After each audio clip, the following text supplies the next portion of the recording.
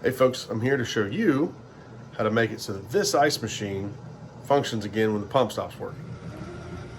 So my Opal, first build, I've had it for 5 years. It's been working great all along, and really I've had very little in the way of issues with this thing. It's just pretty much worked.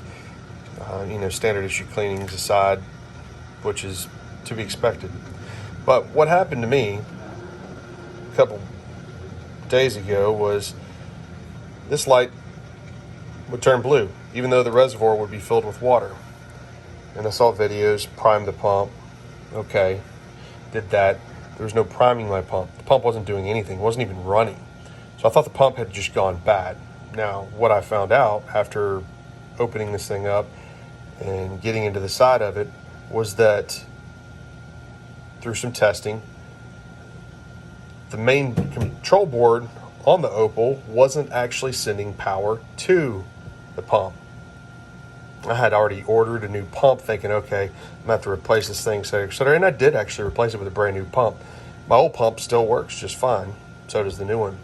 But the control board for the Opal wouldn't send power to the pump. So the pump's not gonna run.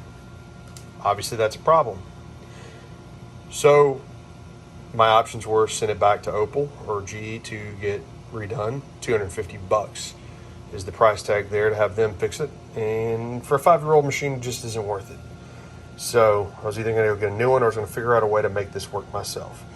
And considering that the control board itself is rather complicated and they wouldn't give me any schematics to get that figured out, I went a different route and just decided I was going to bypass their system for controlling the pump so that this thing would function again.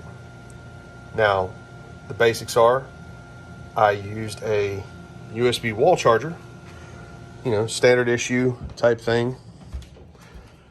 This one's built in, but we've all got those wall plugs. I mean, I'm sure you've all got some too. Some of them look like this. There's the Apple ones. There's, all kinds of brands. And inside this thing, there's some electronics that connect to this part of the plug that, sticks in the wall. And then at the end of it, it all comes back out into a USB. So I took some of those boards and got this one working again. And I'm going to show you how I wired it in. Here we go.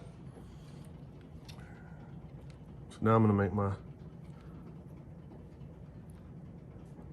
jumper switch so that the computer board always thinks that it's got water in there.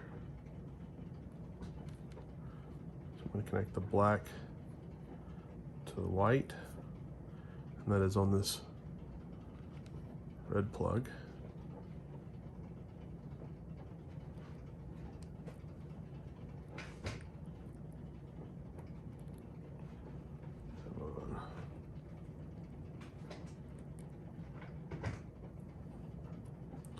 Nothing fancy there, y'all.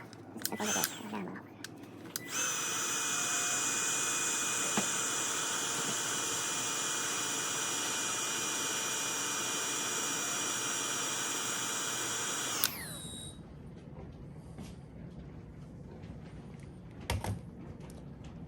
So now at all times, with this plugged in,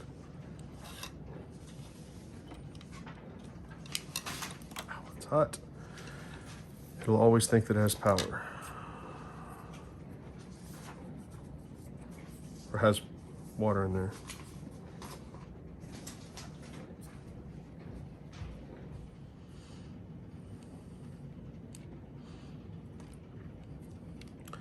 Next up is actually connecting this USB charger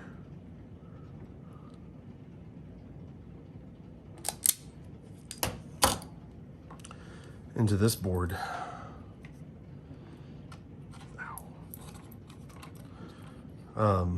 So this is the main power supply, which is this wire here. This is where this basically is the plug that runs straight in. And so there's your two, This is the USB charger, so we'll drop that right in there.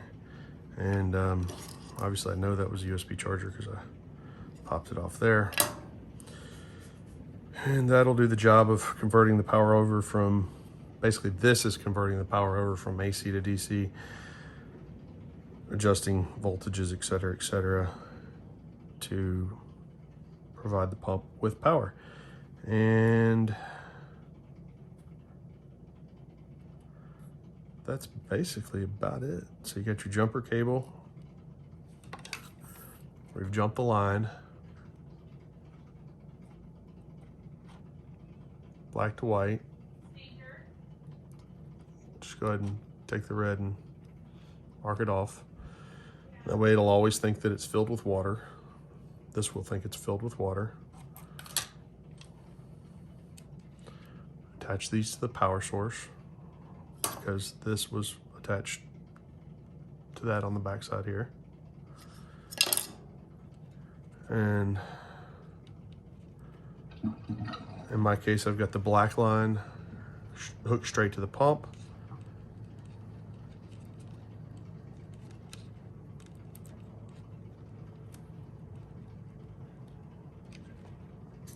I've got the red connected to the red on the float valve, and I've got the black of the float valve connected to the red of the pump. So that way, the float valve still controls when it turns on and off. Don't be afraid to do this because, quite frankly, if you've got to this point, your machine doesn't function. From what I've been able to tell you, they won't sell you just this computer board by itself. They want you to send in your machine and get it serviced, charge you like $250 to do it, etc. Honestly, really just not worth it. You can go buy a new one for $5 something anyway. So in my opinion, why keep a 5-year-old ice machine when you have a new one? I mean, I know it saves some money, but at that point, you're just waiting for the next thing to go wrong. So forget that. But I'll put this back together, and I'm not going to solder these on yet. Honestly, I'm probably going to just shove these wires right up in these, fold them around the side, and then plug it down in there, and that'll keep it secure. And I've got some 3M double-sided tape,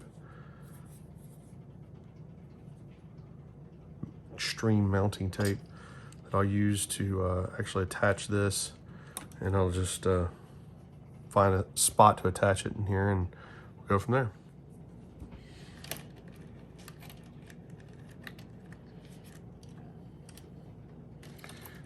So now I'm just going to go ahead and reassemble all these things, and then after I reassemble them all, go ahead and figure out how to mount this other thing in and get some power to it. These two will pull up here because these connect to these, which go to the button on the front of the machine.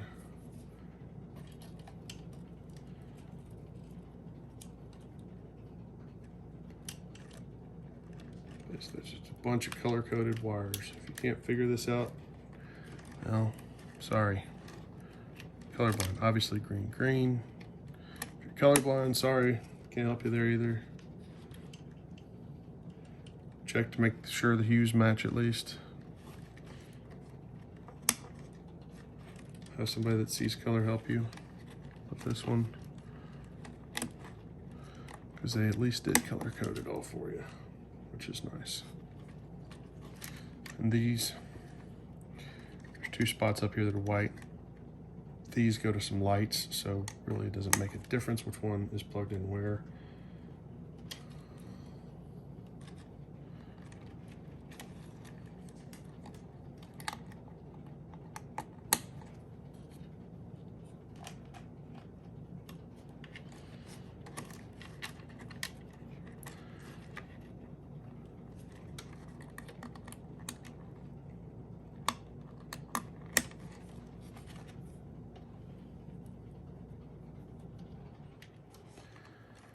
This one's the UV light, which frankly, I don't know that it actually works, but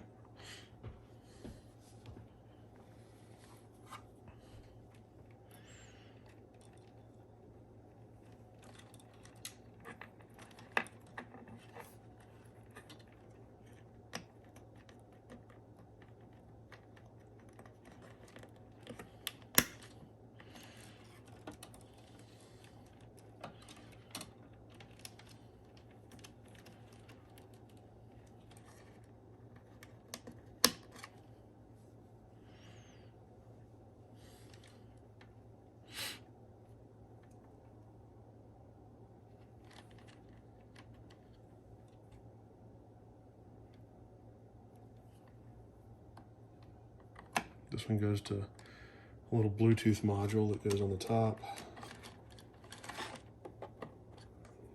This little thing. At least I think it's a Bluetooth module.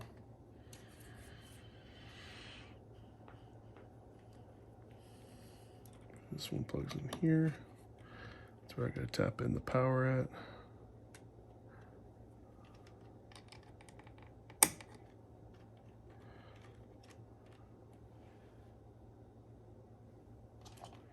The way I'm doing it, this white wire that goes up here on the top to the float valve isn't going to do anything.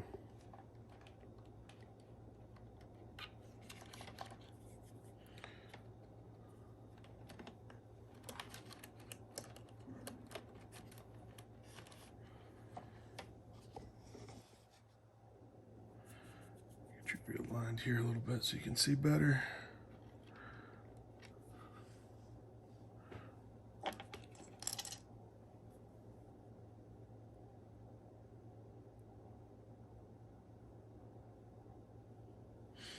Now, this is the purple line that went to the pump. It goes right there. We're not using that anymore. We're not supplying power from this board to it. So everything should be hooked up here. Jumper cable that we made. Everything else hooked up as normal. Now I've got to figure out how I'm going to mount this. Obviously there's different sizes of these different things. I'm probably going to mount mine somewhere right about here. That way this is right here by the power supply where it needs to be.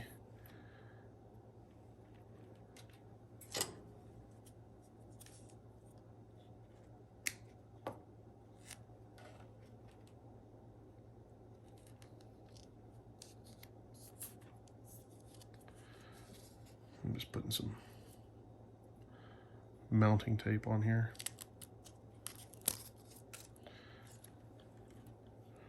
In order to be able to put this in place.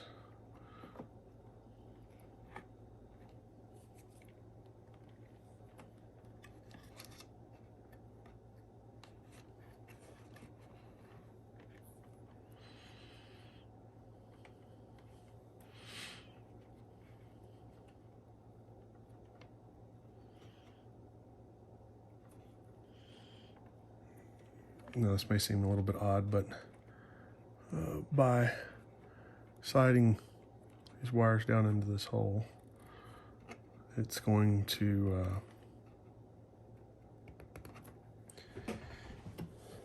pinch them.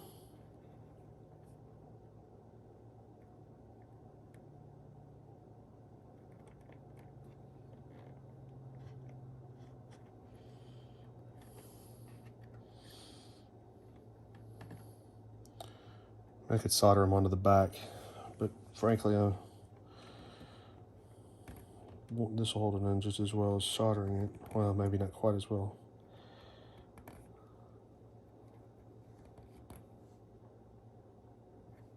But I don't know what I did with my solder gun, so for now,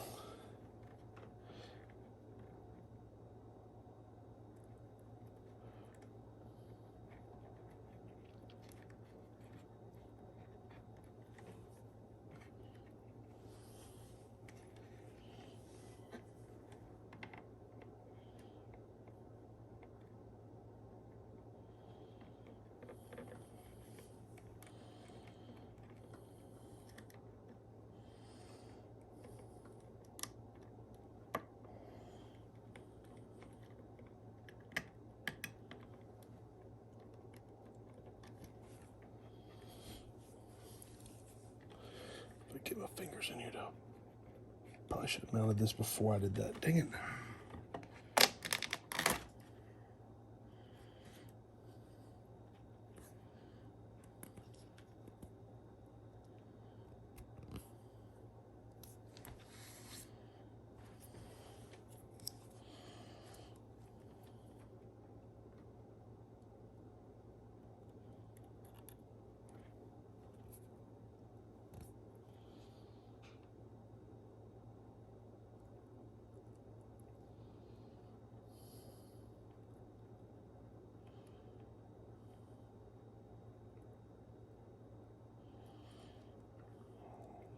In fact, actually, now that I'm trying to do this, maybe soldering it would have been easier.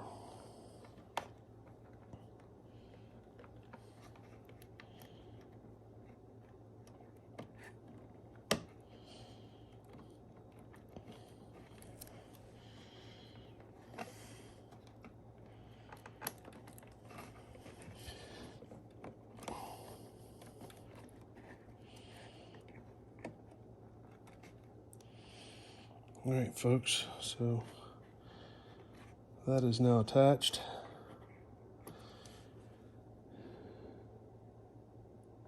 It's got power to it.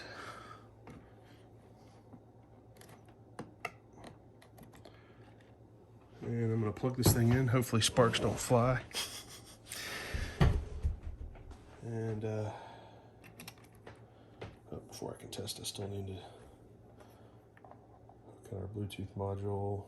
Not that it probably even checks that, but I do need the front button to work.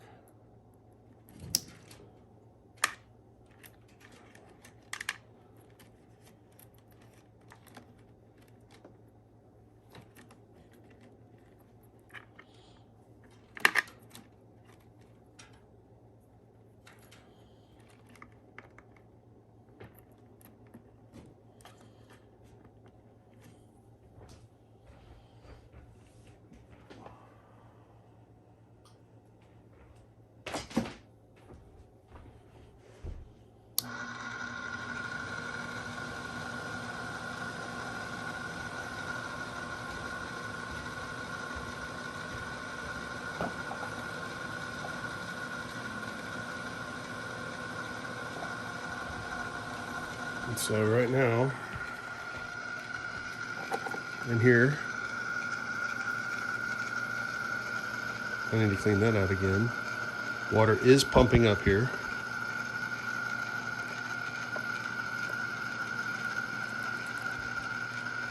And I can confirm that when this is in this position, the float valve is up, the pump turns off.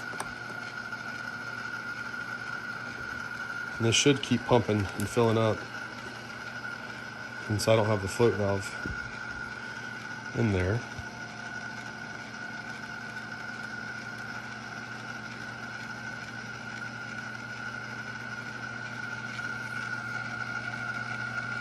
Give you a better view of the fact that it is pumping up. And obviously we don't want it to overflow. Now, if you did something wrong, keep in mind that there is an overflow port that'll just dump it right back in the top where all the ice chute comes down, and it'll just end up flowing all the way back down in there.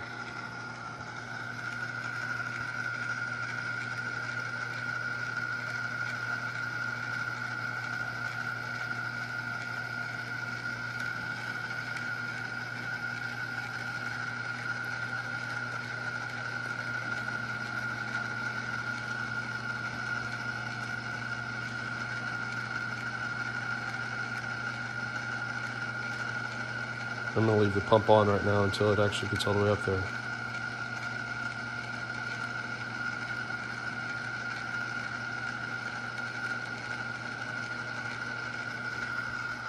I don't know if I should get all the way up there because I don't know how much water I've got in this thing right now.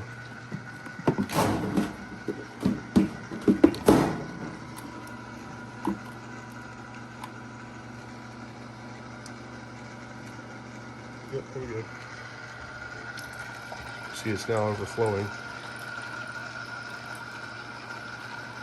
right in there.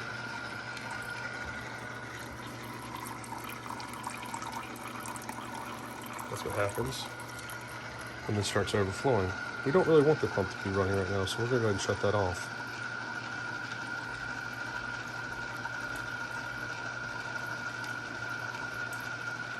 You see that water is starting to drop. So anyway, close this back up. Boom. And I can confirm that this is functioning for now.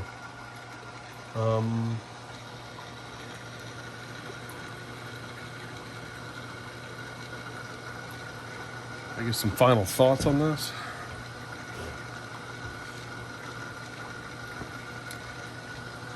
I assume it'll function properly moving forward, but if not, I will post accordingly. All right, so far so good on testing this thing. It's running like it should.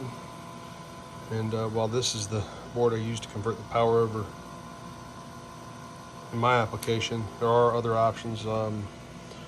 This is from the inside of a different plug. And just start real quick so I have an extra hand. And this one's a little different. It was like a BlackBerry charger, so I've already put some tape around it because I thought I might use it. But on this one, these little terminals here happen to be where this connected to the plug part. Now this isn't from here. They used the one from here in the machine, but similarly, this one connected inside its housing, sort of like this, only on the back side. But same basic thing, only this is a much smaller piece. If you were going to use one that has the USB and run the power that way, they're all going to be made a little bit different. But you could always put your testers down in there and see which of those pins actually outputs power to figure out which ones you actually needed to use. And then, needless to say there, you'd have to either solder straight into some of those pins, or you could always get a got anything around here real quick.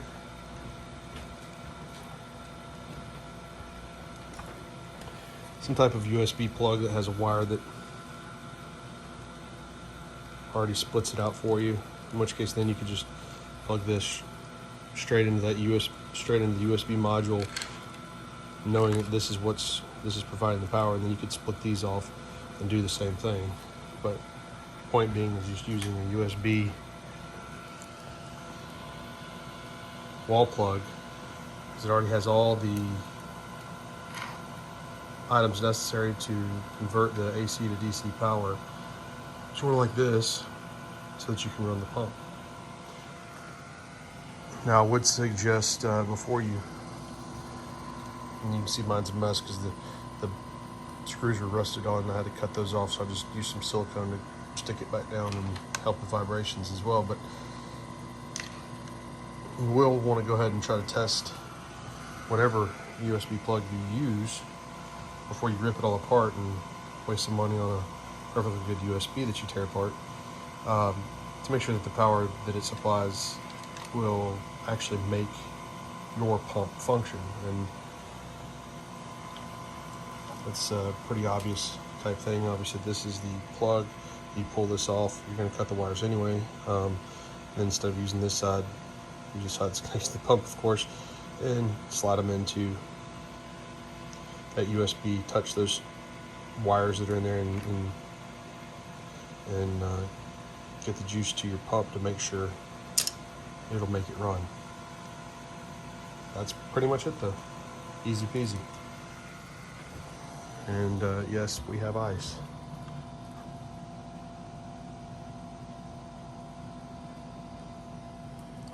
The only, I guess, real danger, not danger here, but annoyance is that with it set up like this, if the pump doesn't have water down there to pump out, the machine's not going to automatically shut off. So you could run your pump dry and I guess perhaps mess it up if you did it like that a long time. But if you're like me, you pretty much keep water in this thing all the time. And if it